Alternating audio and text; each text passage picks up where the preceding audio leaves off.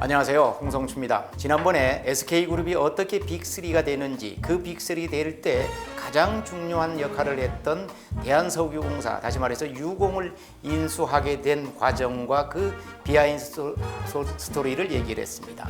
오늘은 정말로 유명한 SK텔레콤은 그럼 어떻게 인수했는지 그 부분에 대해서 얘기하고자 합니다. 저는 당시에 현장 취재 기자를 하면서 그 생생한 히스토리를 알고 있습니다. 그리고 그 뒷얘기도 알고 있습니다.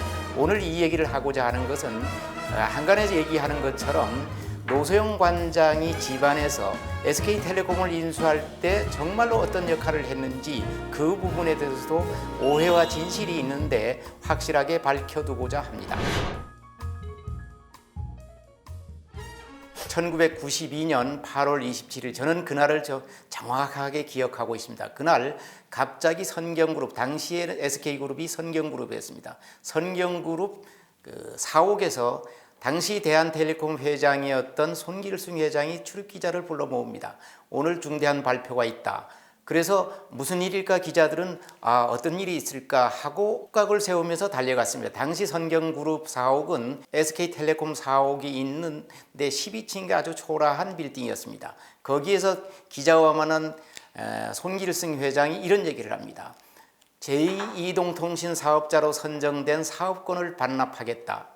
이런 폭탄 선언을 했을 때 기자들은 전부 의아했습니다. 절대로 반납은 안 할 것이다 라는 이런 얘기를 했었는데 갑자기 반납하게 됐을 때 그 배경이 뭘까 하고 의아했었습니다. 당시에 바로 며칠 전 1992년 8월 20일 날 당시 최신부에서 제2이동통신 사업자로 선경그룹 콘소시엄이 됐다라고 발표를 한 적이 있습니다. 그 후 일주일 만에 선경그룹에서 그 사업권을 반납했습니다. 왜 반납했느냐는 그때 당시에는 92년 12월 달에 대통령 선거가 있었습니다. 당시에는 김영삼 대통령이 여당 후보로 나와 있었고 야당으로는 김대중 후보가 나와 있었습니다. 그래서 그때 당시에 노태우 대통령하고 선경그룹, SK그룹 최종현 회장은 사돈 관계에 있습니다. 1988년 지금 현재 SK그룹 최태원 회장하고 당시 대통령이었던 노태우 대통령의 딸인 노소영 씨가 결혼을 했습니다. 그랬기 때문에 사돈 기업에 제2이동통신 사업자를 주는 것은 특혜다.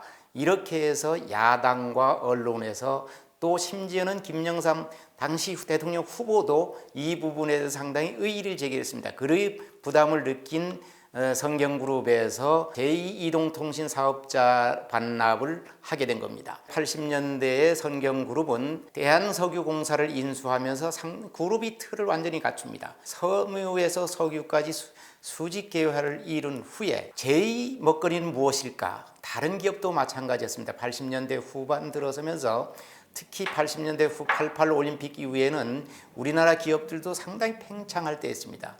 그러면서 제2먹거리에서 아주 관심을 가질 때였습니다. 그때 선경그룹 최종현 회장은 1984년에 미국에서 이동통신 사업이 상당히 활발해질 것이라는 보고를 받고 미주지사에 선경텔레커뮤니케이션실을 만듭니다. 당시에 최태원 회장은 시카고 대학에서 경제학 박사과정을 밟고 있었습니다.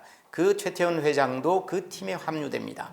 그러면서 1989년 US셀룰라라는 미국 벤처기업에다가 선경그룹에서 당시 돈 $100만 출자합니다. $100만 출자하는 조건은 거기 직원들을 봉급을 받거나 아니면 배당을 받는 게 아니고 당시 직원들, SK 직원들을 교육을 시키는, 다시 말해서 무선기지국이라든가 기기를 사용할 수 있는 방법을 배우는 이런 걸 조건으로 해서 $100만 기부합니다. 그러면서 차근차근 이동통신 사업에 대한 진출을 하게 됩니다. 이때 한국에서도 이제는 이동통신 사업을 한국통신, 지금은 KT였습니다. 그 국영기업에서 하는 것보다 민간기업에 개방하는 게 낫겠다 해서 이동통신 사업자를 선정하는 작업을 시작합니다. 이때 선경그룹만 아니고 당시에 가장 적극적인 포스코, 호롱, 쌍용, 동부 이런 6개 기업 군단이 콘소시엄을 구성하면서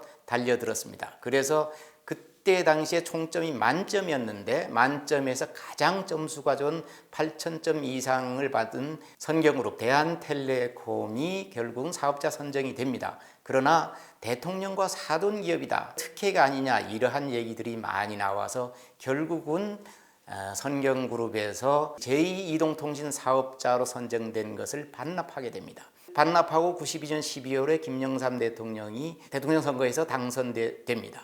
1993년에 이 이동통신 사업자에 대한 선정을 아예 정부에서는 전경련에 밀어버립니다. 왜냐하면 각 대그룹들끼리 많이 서로 경쟁하고 그러니까 전경련에서 선정하면 거기에 주겠다 이렇게 얘기합니다. 당시 전경련 회장이 누구냐? 최종현 회장이었습니다. 최종현 회장은 남감해집니다. 그래서 최종현 회장 선경에서는 그러면 자기네는 안 나가고 그때 당시 011이었던 한국이동통신을 인수하는 쪽으로 방향을 바꿉니다.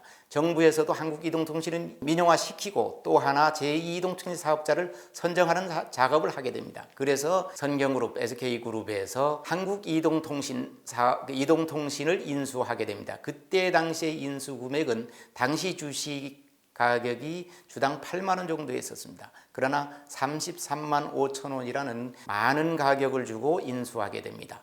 그 인수금액만도 4천억이 넘습니다. 만약 제2이동통신 사업을 하게 되면 당시 초창기 투자 금액은 한 600억 정도로 봤었습니다. 그래서 그때 인수했을 때 그룹 내에서도 일부에서는 왜 이렇게 많은 돈을 주고 인수하느냐 이렇게 불만도 있었습니다. 그러나 최종현 회장은 앞으로 우리 먹거리는 이쪽이기 때문에 지금은 비싸더라도 우리가 경영을 잘해서 품질 좋은 서비스를 하고 그러면 수요자가 늘어나고 그러면 충분히 우리 투자금을 회수할 수 있을 것이다 해서 설득해서 한국이동통신 012를 인수하게 됩니다. 그리고 제2이동통신은 누가 하냐면 신세계통신은 포스코하고 코롱이 컨소시엄 된 그 신세계이동통신이 제2이동통신 사업자로 선정됩니다.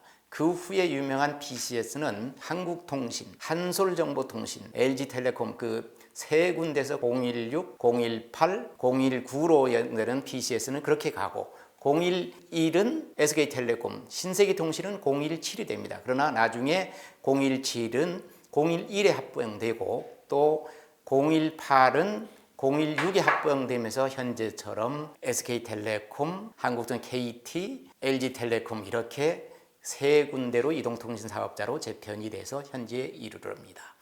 그때 당시에 이 부분에 대해서 노태우 대통령이 사돈기업인 SK그룹에 특혜를 준 거 아니냐 얘기를 했지만 절대 그것은 아닙니다. 왜냐하면 오히려 노태우 대통령 때 사업권을 받았다가 오히려 사업권을 반납합니다. 그 후에 김영삼 대통령 때 한국이동통신을 인수함으로써 김영삼 대통령도 만약 누구한테 특혜를 주는 것에 대해서 부담을 느꼈습니다. 그래서 전경련에 오히려 선정을 하면 그쪽으로 주겠다고 해서 했기 때문에 전경련 회장이었던 최종현 회장은 제2이동통신 사업 진출을 포기하고 한국이동통신을 인수하는 것으로 마무리했는데 이게 확실한 팩트입니다. 그때 김영삼 대통령이 어땠습니까? 전직 대통령 두 사람을 구속시켰습니다. 노태우 대통령도 당시에 구속됐었고요. 그 사실을 알면 이 부분에서는 오해가 풀릴 것이라고 봅니다.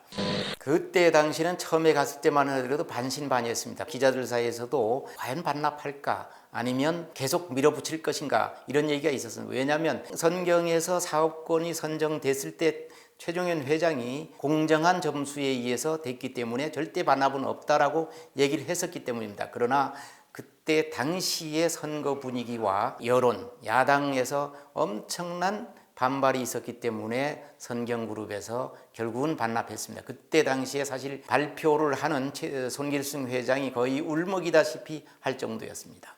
노소영 관장이 SK텔레콤을 혼수감으로 가져온 거 아니냐 이런 얘기가 있었기 때문에 오늘 이 얘기를 자세히 하고자 한 것입니다. 30년 정도 결혼 생활을 했었기 때문에 처음에는 노소영 관장이 이혼을 안 하겠다라고 해서 법적 이혼은 힘든 게 아니냐 했는데 결국은 이혼하기로 마음 먹었고 지금은 재산분할 소송 중입니다. 그거에 결정이 되면 이혼하는 데는 큰 문제가 없으리라고 보는데 문제는 지금 노소영 관장이 요구하는 최태원 회장이 가지고 있는 재산 SK 주식 가격의 명가액의 한 40% 정도는 1조 4천억 정도의 재산을 달라고 하는 것인데 법원에서 과연 얼마를 들어줄 것인가, 이 부분이 가장 바로미터가 될 것입니다. 다른 재벌 총수들이 이혼한 것과 달리 최태원 회장과 노수영 관장은 결혼 기간이 상당히 길고 또 일정 부분 기여했다고 생각을 하기 때문에 법원이 어떻게 들어주느냐에 따라서 이혼은 쉽게 될 수도 있고 아니면 상당히 오랫동안 갈 수도 있다고 봅니다. 그러나 한간에 알려진 것처럼 혼숙감으로 노태우 대통령 딸이기 때문에 대통령 시절에 SK텔레콤, 현재 SK텔레콤을 인수해서 그에 대한 기여한 공로를 인정해야 된다라는 정도는 아니기 때문에 법원이 어떤 판단을 하느냐에 달려 있다고 봅니다. SK그룹이 제2이동통신사업, 다시 말해서 SK텔레콤을 인수한 과정에 대해서 얘기를 해봤습니다. 저는 당시 생생하게 현장을 지켜본 기자였습니다. 그렇기 때문에 그 부분에서는 잘못 알려진 오해들이 있었기 때문에 그 부분을 바로잡고자 하는 것이고, 앞으로 세기 재판이 될 최태원 회장과 노수영 관장이 이후는 어떻게 될 것인가에 대해서도 나름대로 전망을 해봤습니다. 감사합니다.